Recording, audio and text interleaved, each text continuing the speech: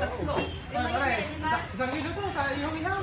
Ano ba? Wala, nag-iihaw nga kami ngayon doon eh. Yung pa rin. Bisita ko.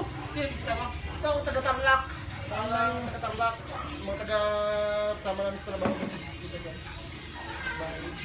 Lokod nila sa amin. Ako po, bahay na ng biyano ko. Bakit na? Oh, sige. Doon na sa amin, yung sa bayan. Paano pre? Yan o. Ito